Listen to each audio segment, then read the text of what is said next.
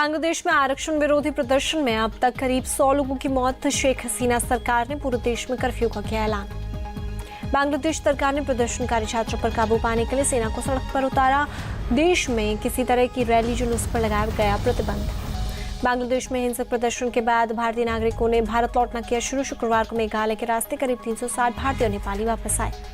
पाकिस्तान में खैबर पख्तूनख्वा के बन्नू में एक शांति मार्च पर अंधाधुंध फायरिंग, 3 लोगों की मौत, 20,000 लोग हुए घायल। इंटरनेशनल कोर्ट ऑफ जस्टिस ने फिलिस्तीनी क्षेत्र में इजराइल की मौजूदगी को ठहराया गैर कानूनी, कहा इसे खत्म किया जाना चाहिए। इंटरनेशनल कोर्ट ने इजराइल की बस्तियां बसाने की नीति को बताया अंतर्राष्ट्रीय कानून का उल्लंघन, कहा इजराइल ने अपनी शक्ति का दुरुपयोग किया।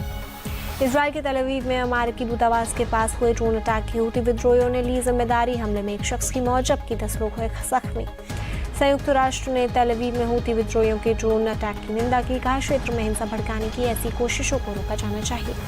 गाजा के 2 अलग हिस्सों पर इजराइल ने किया हवाई हमला, कम से कम 14 फिलिस्तीनियों की मौत। नुसरत रिफ्यूजी कैंप पर हुए हमले में 3 महिला और 2 बच्चों सहित 7 की मौत, जबकि उत्तरी गाजा में हुए एयर स्ट्राइक में 7 लोग मारे गए। गाजा में जारी इजरायली हमले में अब तक 38,848 फिलिस्तीनियों की मौत, 89,459 से ज्यादा लोग घायल। गाजा में पिछले 24 घंटे में 54 लोगों के मारे जाने की खबर। इजरायली सेना ने हमास के 20 लड़ाकों को मार गिराने का किया दावा। रूस ने यूक्रेन के दर्जनों ड्रोन को तबाह करने का किया दावा। क्रीमिया प्रायद्वीप में ड्रोन को मार गिराने का वीडियो किया जारी। इंडोनेशिया में बाली के पास एक हेलीकॉप्टर हादसे का हुआ शिकार। हेलीकॉप्टर में सवार 5 लोगों को किया गया रेस्क्यू। ट्रांसपोर्ट मंत्रालय के मुताबिक पतंग के धागे में फंसकर हेलीकॉप्टर हुआ क्रैश। हेलीकॉप्टर में 2 ऑस्ट्रेलिया और 3 इंडोनेशियाई नागरिक थे सवार। मध्य चीन में भारी बारिश और बाढ़ का कहर। शांशी प्रांत में अब तक 5 लोगों की मौत। बाढ़ और लैंडस्लाइड की वजह से शांशी प्रांत के करीब 1,60,000 लोग हुए प्रभावित। कई सड़क और रेलवे लाइन हुई तबाह।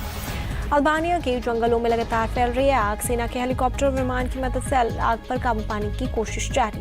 स्पेन में तेज गर्मी ने बढ़ाई लोगों की मुश्किल। प्रशासन के मुताबिक क्लाइमेट चेंज की वजह से हीट वेव की बड़ी परेशानी। स्पेन में क्रेन की मदद से एक शख्स को 17 फायर फाइटर्स ने घर से बाहर निकाला। 300 किलो के जोश मारिया एलिफेंटियासिस नाम की बीमारी से है ग्रस्त।